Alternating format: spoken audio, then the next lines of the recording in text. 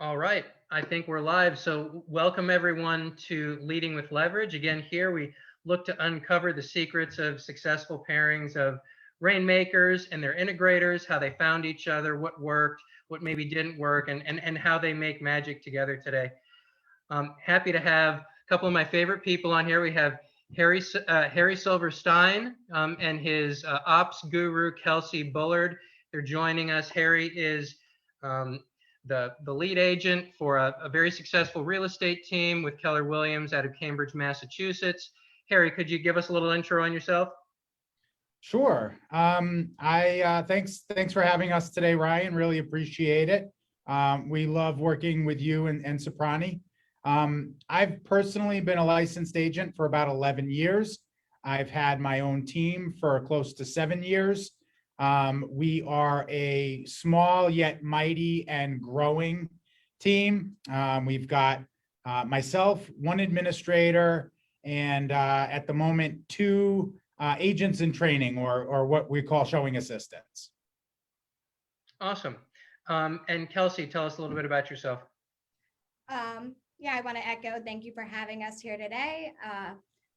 So my name's Kelsey. My past history is in startup companies, and I've been with Harry for about 6 months now. So I'm taking my previous experience working in the operations of startup companies and kind of bringing that to Harry's team, building out some systems and trying to make us as productive as can be. Awesome. And by the way, this is the Father's Day edition. We have a famous father here, Homer, joining us today. But happy Father's Day early to all the fathers out there. Harry, I want to take a step back and before Kelsey came into your world, you hired us to help find Kelsey. She's doing a great job for us. But really fast, she was not your first assistant. Is that correct? That is correct. We're part of the Keller Williams network of agents, and a lot of what they promote or preach is leverage. That's leverage through systems, leverage through models, and leverage through personnel, through people. So I've been trying to leverage through people since my team was 2 years old back in 2016. But what they don't tell you is that it can be really challenging to find the right people.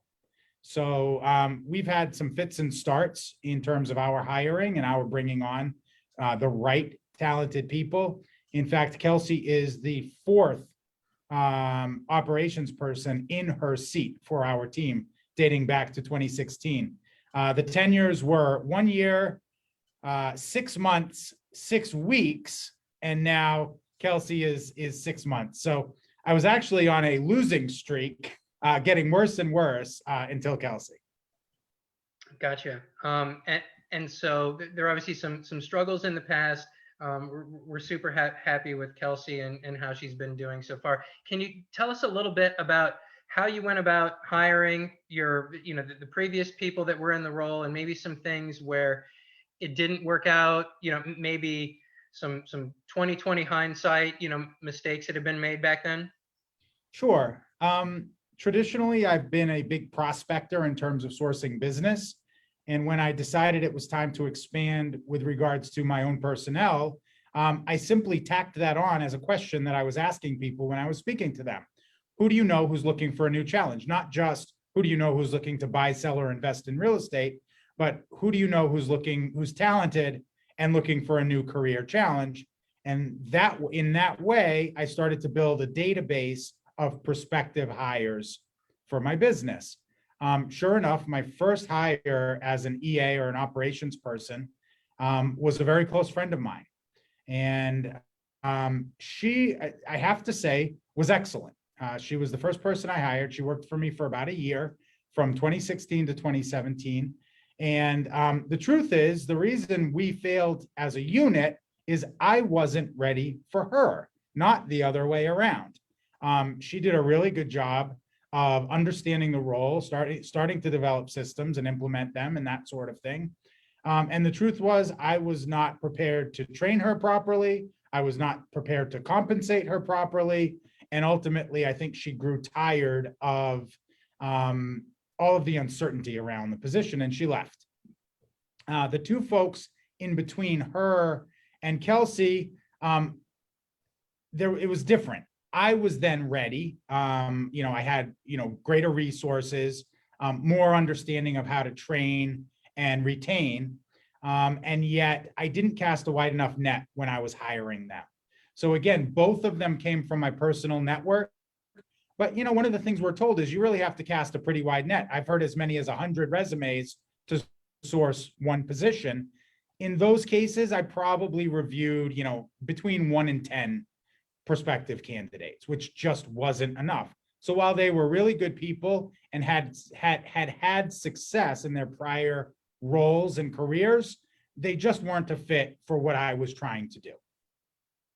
Gotcha. Does that answer the question, Ryan? Yeah, I think that was a lot of helpful stuff there. I want to circle back on you not being ready or you being ready. Obviously, resources is important. You want to be able to compensate someone properly, and you want to have enough financial stability to be able to help them grow as well.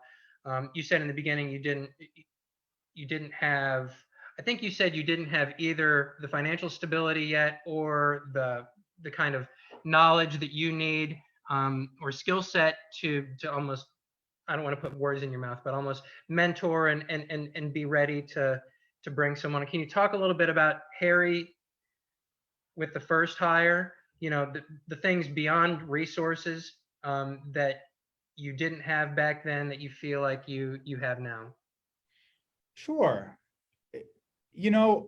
Prior to hiring my first operations person, I didn't really have systems in place. I was just a sort of, blindly going after business, converting what I could, trying to put some sort of retention systems in place where, I was providing good customer service and, meaningful information here and there.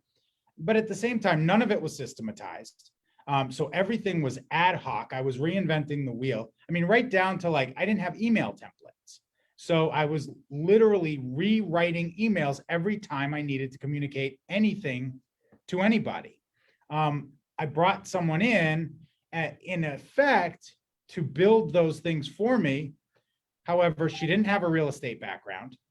And, I had sort of made it up as I had gone along. So I didn't have any sort of template checklist whatsoever to teach them how to build these systems. And I was kind of just like, go figure it out on your own. Here are a few resources. And I'm talking like Facebook groups, some online training videos and things like that. So the truth was I just didn't provide the infrastructure or support for someone to really come in, take the bull by the horns and build this thing that was bigger than us. Gotcha. And obviously I've had the pleasure of working with Kelsey after the hire on the consulting and where we're doing a lot of the things that you're talking about. It sounds almost like though with your second and third hire that you did have a lot of that kind of infrastructure stuff already in place. It's just that the hires themselves maybe weren't the right individuals. You feel like you didn't cast a wide enough net or see enough people there.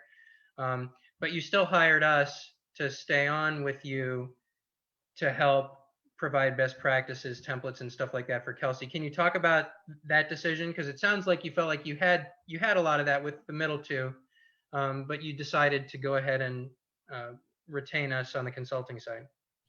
Yes, that's absolutely true. The truth was that by the time that I was ready to hire a new assistant who became Kelsey, I was as busy as I had ever been. Mm-hmm. And it got to the point where, plus I was sort of feeling the sting of 2 failures in a row. Yep. People who I had poured myself into, who I had invested in, who I had really trained up on things like leadership so that I could be a better leader to them, and had done so, gotten them to this really educated point where they were like ready to go and they left. Or I chose that they needed to go. Mm-hmm. And I mean, that just seemed like a tremendous waste of resources. I had spent money and time and training myself on being everything I could be to really help these people unleash the potential of the team, only to have them either leave or be let go, and have to start from nothing. So, Soprani, I had known Lindsay and Steve previously, and they were telling me about their business and how they made a difference with folks like me. And, at that point, given how busy I was and given, that I was still sort of licking my wounds from 2 failures, I figured, what could it hurt? I also looked at sourcing someone in my own market who was a generalist recruiter, and the cost was vastly more, like an order of magnitude higher than Soprani. Ultimately, I frankly, I hate to say it, but I was kind of like, what have I got to lose, really? And that's why I hired them, which I know isn't exactly the best way to go into a relationship. And at the same time, they utterly just knocked me flat with how just systematized their process is, how communicative they were throughout, and ultimately the most important thing, the results. Yeah, well, thank you so much for saying that. And Kelsey, I'm going to bring you in here in just a second. I got one more question for Harry before I've got some for you. So I want to go back to the hiring process. You had one assistant in the beginning that was great. You weren't ready for her. A couple of other assistants in the middle that weren't the right fit. You hired us to bring in Kelsey. Can you talk and give some insight to other rainmakers out there that are looking for Kelseys? What were some of the things that she did or said or whatever that came out in the interviews that made you feel like, oh, this is the one? So I'm going to give you a little bit of a different answer than you may be expecting here. Okay. The truth is, so what Soprani did is basically they shortlisted a number of clients. This was in the heart of the pandemic. And so everything that I was reviewing was on Zoom or video. And so they would just send me video files every day of all of the people that they had reviewed. And to be perfectly honest, I had a really hard time discerning talent from those videos. And I don't know if it's just a shortcoming of mine or if anyone would have had the same struggles, but Kelsey stood out, but I still had my reservations based on an interview or a series of interviews that I was viewing on a screen. Ultimately, it was my sort of account manager or my contact with Soprani who kind of coached me through the selection process and helped me feel more confident about individual candidates and pointed out specific things that they had picked up on during the process that should resonate with me or that resonated with them. And that in a sense, they taught me how to recognize these cues as to what would make a good candidate versus someone that may not be as good. And again, it comes back to results. I did not feel 100% confident when we were making the offer to Kelsey. It's the truth. I'm not going to, sugarcoat this. And at the same time, I did have confidence in my, the person that was helping me through the process, from Soprani. And ultimately, I just sort of put my fate in their hands a little bit, and they delivered big time. Awesome. Well, thank you for your honesty and for sharing that. And Kelsey, I'm sure you've heard the only thing that's for certain in life is death and taxes. So the fact that you weren't 100% is not the worst thing in the world. But you still impressed Harry a lot, and obviously you impressed our recruiters. I don't know if you remember any of the particulars. Were there any particulars you can remember that your recruiter identified and said, hey, Kelsey did this and said this, or this in her experience that we really need to get her probably forward to the live interview stage, and that's probably where you started feeling better about her? I'm trying to think. I remember attention to detail being one of those items that stood out to the recruiter, and ultimately I was sort of coached to pick up on. I'm trying to think what else. I think just basic general attitude and enthusiasm was another one. Energy level, those sorts of things. Beyond that, I have to admit it. It's I'm not. I know it's been a little while. I Yeah. I appreciate what you mentioned there, though, about attention to detail. Of course, this is one of the most important things when we're talking about an operations person. They're going to, as a job seeker, someone that's looking for an operations executive assistant, operations manager position. Obviously, the rainmaker needs to be able to count on you to make sure the I's are dotted and T's are crossed. So anything you can highlight, whether it's in your communication or when you're doing your interviews, you want to paint the picture for them as to how this has been one of your strongest skills. Attitude also, I've loved Kelsey's attitude, the entire, and she brings a great energy. And the funny thing, it may sound obvious, but having lived in that recruiting space for a long time, I can say that a lot of times the people that, well, more than half, maybe even 75% of the people that we interview, they don't actually project that energy, and we want to feel like we're hiring someone that really, really, really wants this job and that the job really excites them. And that's actually not the most common thing for us to see. And it definitely stands out and helps set someone apart from the pack. So as a job seeker, for the job seekers watching today, sounds obvious, but you need to show them that you really, really want this job. And if you do that, you're actually way ahead of the vast majority of people that are actually going to get an interview. All right, Kelsey, want to bring you in now. The guy sitting next to you, why did you want to work for him? How did he sell you on working with him? So I'm going to be very honest. I was working at a job. It was cozy. I thought I was going to be remote for the next few years, but you know what? I was feeling like I outgrew it, and I really wanted a new challenge. And when I met Harry face to face, I was really apprehensive about like how this is going to turn out, because I worked with like a lot of other people before where it seems like, all right, I can enter this position and I'm not going to outgrow it because I'm going to hit that next step and I'm going to keep on going. And I just kind of put my faith in Harry because it was real estate, which I was definitely really interested in heading towards. I want to invest in real estate. I started my own investment already, and I was figuring, why not just give it a shot? It's in the middle of a pandemic. Just kind of wanted to do something challenging and, put my faith in something I may fail in, but so far it's turned out really good. And I feel like as days go by, I'm more and more confident in what we can do with this company and more confident in the relationship.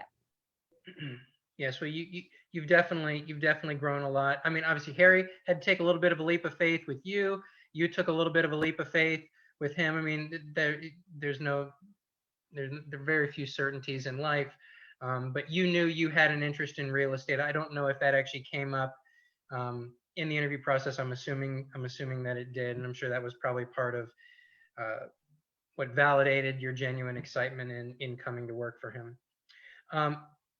Now, let's take a look at once Kelsey got the job. I know, because I had a chance to work with you from the beginning, I know that you impressed right off the bat. You've a word that keeps coming up in my sessions with you is proactive. You're very proactive. You are always looking for, hey, what's going on in the business that's maybe not great and needs some attention, and then you've been comfortable just going and just doing it, going and making changes. And I think Harry's been appreciative of that probably for the most part. We'll talk a little bit about that today, but talk with us, if you would, about your approach there. You really impressed me. You really impressed him with how proactive you were, and how you really wanted to own the job. Can you talk a little bit about what your mental approach was in terms of, wanting to come in and make a great impression? Yeah, so I'm gonna go back to like where I wanted something that I felt like I could grow into. When I started with Harry, I saw he really didn't have any systems in place, and I just kind of took it upon myself to start to learn everything. and figure out what the big picture is and how each of those systems fit into that big picture. And from there, I just kind of, every time I would do something and I feel like, oh, I'm going to be doing this a lot, the more and more business we have. I just kind of took it upon myself to find a way to make it easier. And working in startup companies previously, that's kind of something I've always had to do. I've been with a company where it literally launched the day I started. So I just kind of took my experience of how to like systematize other processes, and I've just kind of added it to things I do with Harry. Yeah, I don't get a lot of complaints about the assistants that I work with. Sometimes if I do get a random complaint here and there, it's sometimes the rainmaker will say something like, man, it feels like sometimes the assistant's sitting back and waiting to be asked to do things. I don't get that feeling from you. You know, it seems like you're always looking. Is that something that's built into you? Like was that built into you by I have a motto. I don't know if it fits for every rainmaker, but it's sometimes better to ask for forgiveness than permission. So sometimes I'll just take it upon myself to do something, and we'll just send it off to Harry and see how he takes it. So far, it's worked out really well. Has that ever, and Harry, you can chime in here too. Has that ever, I know it's for the most part been a very good thing. And there've been many instances where Harry's like, wow, yeah, Kelsey just did this. And that was great because I didn't have time to do it. I didn't feel like doing it. Did that ever not work out? Like, did she ever kind of take the bull by the horns and do something, but maybe she shouldn't have, you know? Yes, absolutely. And it's funny that you ask that because, you know, in my history in corporate America, I was, you know, anytime I had personnel responsibilities, I was a manager. The temptation is to micromanage, is to try to manage every little piece. And so this was a huge learning piece for me, was that, you know, when you give people runway to get a job done, you have to have grace that the job may not always be done exactly as you would do it. And I mean, just one example that comes to mind is the first listing we did together. Kelsey ended up, we were in the sort of, you know, refining stages, getting all of the text right for the description, getting the, you know, the social media ad program together so that would be all perfect. And Kelsey had never used our local MLS service or system before. And she inadvertently launched the listing before I felt we were ready to launch it. And it was one of those, like, you know, oh crap moments. And, you know, my first instinct was like, oh my goodness, what has she done now? This is going to ruin us.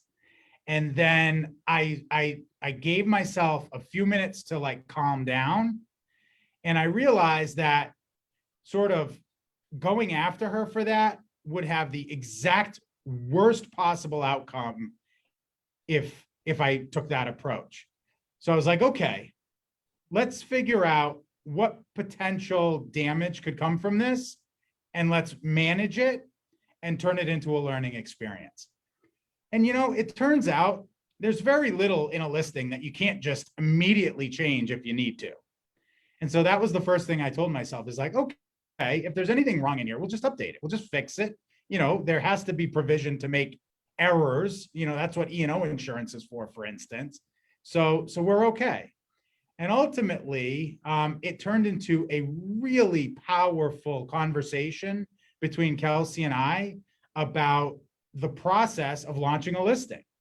And there was no scolding, there was no negative feelings on either side. We both really felt great about the accomplishments that came out of this, you know, error. I love that. And Kelsey, was it received the way he's telling me it was received?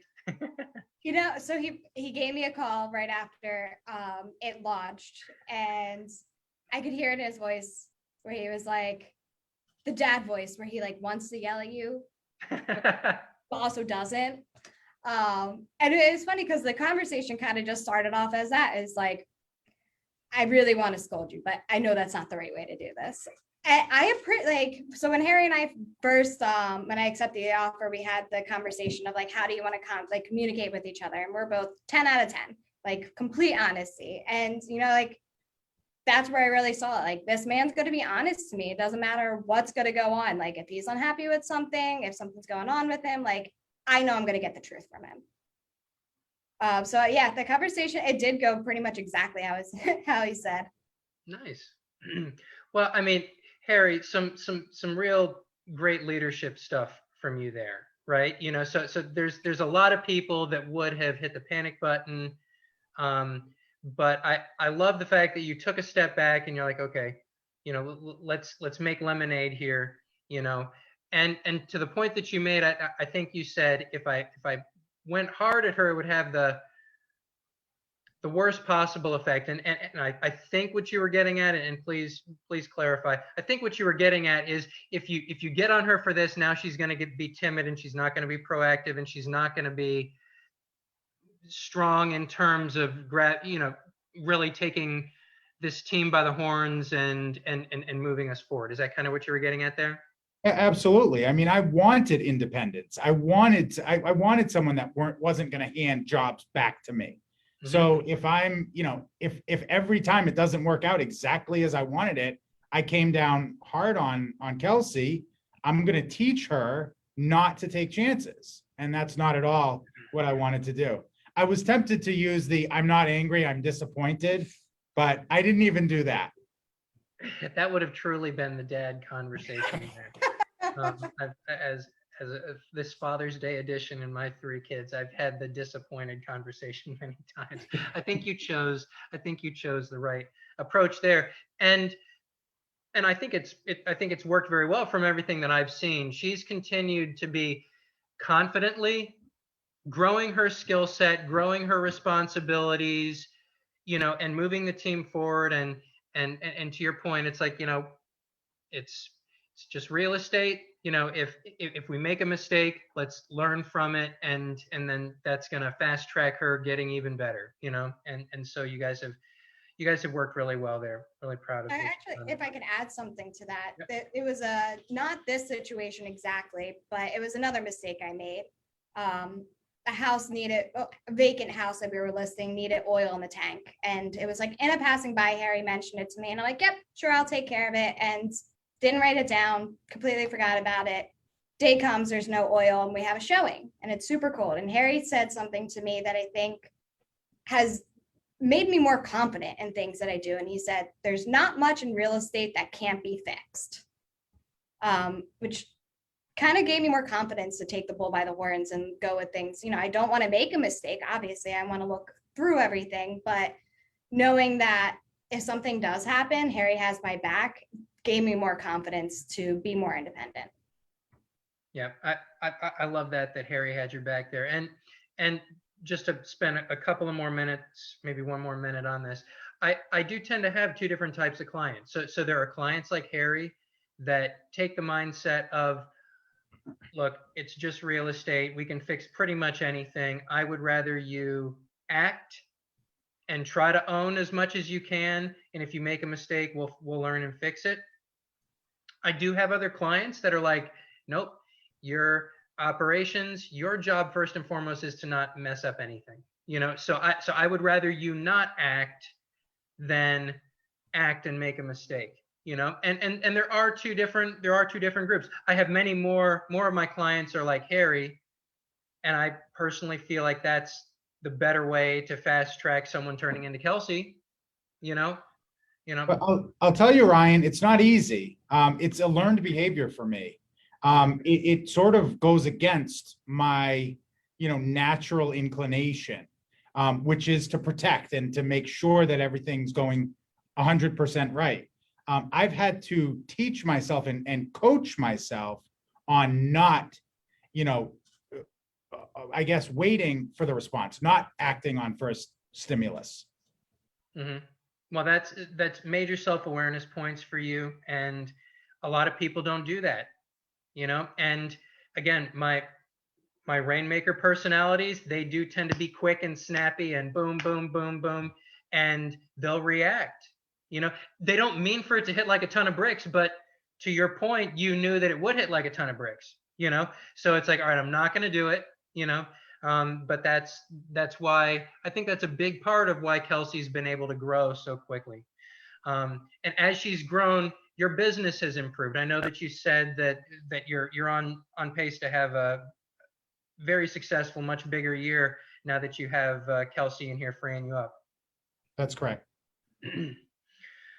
All right. Well, we're running a little bit over, but I want to give you all a chance. Is there anything I like to give my rainmakers and my ops people a chance to give one last piece of advice to other rainmakers, other EAs, ops, other job seekers?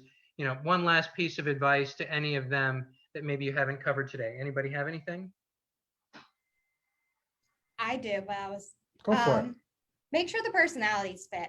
One big thing that Harry and I discovered before we even started working together is a lot of our morals, values, and goals, inspirations really aligned with each other. And I think that in itself has helped us grow together and share a vision of where we want to bring this company. And something I've always said is, don't look for a job, look for a boss. And I think I made a good choice in my boss. I love that. And in terms of the values and stuff, when did that come out? Was that discussed during your hiring process? I assume that was part of the reason why you took the job. How did you feel like during the interview process that Harry was in alignment with you there? So me figuring out that we were aligned was actually after I started, but Harry actually brought up pretty early on with me starting that he saw the alignment. Also, when we were talking, at some point when we were working with Sam, we had like the conversation about like future goals, and I forget what the conversation was, but it was like talking about like your 5-year plan. And when I mentioned that like volunteering and getting involved in the community was really important to me, Harry stepped in and kind of shared his own beliefs on that. Awesome. Yeah, I'll add one quick thought around this. An exercise that I did with my Soprani representative early on was to build an avatar of my perfect assistant, which had a lot of elements of our mission and vision within my team. And two things that were incredibly important. Kelsey mentioned one, which is public service, and the other one is we endeavor to turn our clients into real estate investors because we believe in the power of real estate investment. And so it was incredibly important to me to find someone who was either already a real estate investor or someone for whom it was a non-negotiable future plan. And that was one of the things that really stood out about Kelsey is she seemed to understand and be on the same page as me and my team with regards to the importance of real estate investment at large. And so, even though I didn't necessarily feel equipped to make a personality judgment based on the interviews that we were having, I had these two really important linchpin points in which we were in alignment, and that gave me the confidence to make the offer and pull the trigger. Awesome. Well, I love that, Harry, you had identified there were some major things that you had in common, and also they would indicate someone wants to further their career in real estate. Obviously, you don't want to hire someone and have them leave. That was important for you. Kelsey, you mentioned kind of vision and values. That I think that speaks a lot to doesn't serve anyone to just go take a job. Like if you just go take any old job and you're not looking at, okay, is this the right direction? When I see myself in the future, that 5-year vision, is taking this job in alignment with where I want to go? Is the rainmaker, is the boss, do they seem like the type of person I could see myself working with for a long time, and having, the things that are important to me are also important to them. That's really, really important stuff. And that's why we spend more time on that during the hiring process than I think some other people might. Anyway, Harry and Kelsey, thank you so much for joining us today. I really do appreciate it. Again, everyone out there, Harry and Kelsey, based out of Cambridge, Mass. Keller Williams, rock stars. If you know anyone looking to buy, sell, invest in the Cambridge, Massachusetts area, you can't do better than contacting these two right here. Thank you again so much. Have a great weekend, and I'll talk to you soon. Thanks, Ryan. We'll talk to you soon. Thanks, Ryan. Have a great weekend. Bye. Bye.